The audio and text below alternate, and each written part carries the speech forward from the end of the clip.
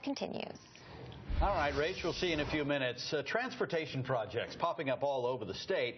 But the question of how we're going to get the dollars to fund what some are calling these lofty transportation goals is a serious debate at the Capitol. Fox Connecticut's Jen Bernstein talked one-on-one with the governor in New Haven this morning about his plans and your tax dollars. On this fall morning in New Haven, Governor Malloy meets us for a morning chat, coffee in hand, to talk about a subject high on his priority list. If we take the steps that are necessary to have a first-in-class transportation system, it can have a very large impact. Transportation. Many agree Connecticut is lagging. Our aging infrastructure is no secret. And as for congestion, we've all sat in traffic. The governor uses figures showing residents spend an average of 42 hours a year sitting in cars, which costs our economy $4.2 billion.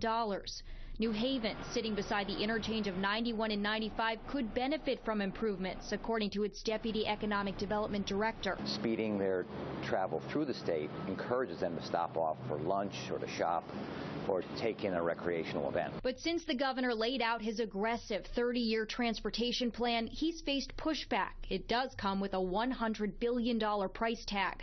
With the governor's urging, the legislature created a revenue source through sales tax. But he still wants a constitutional lockbox that will keep lawmakers' hands out of the so-called transportation cookie jar. For instance, we had an example even this week where somebody said, well, we don't like the cuts the governor made. Let's take money out of transportation. Representative Abercrombie. Yeah. Governor Malloy is referring to this press conference when fellow Democrat Representative Kathy Abercrombie stood up against the governor's budget rescissions to services. I think one of the areas we have to look at is transportation.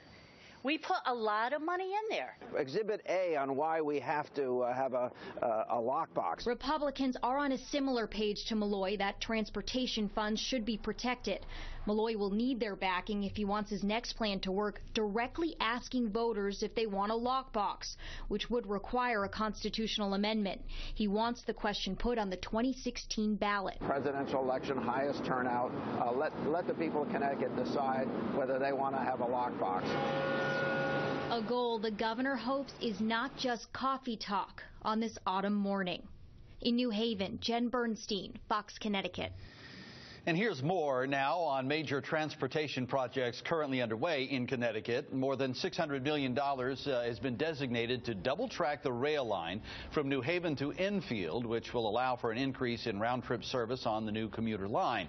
At the I-91, I-95 interchange, $363 million will complete the last phase of the New Haven Harbor Crossing corridor, adding lanes to connect the highways.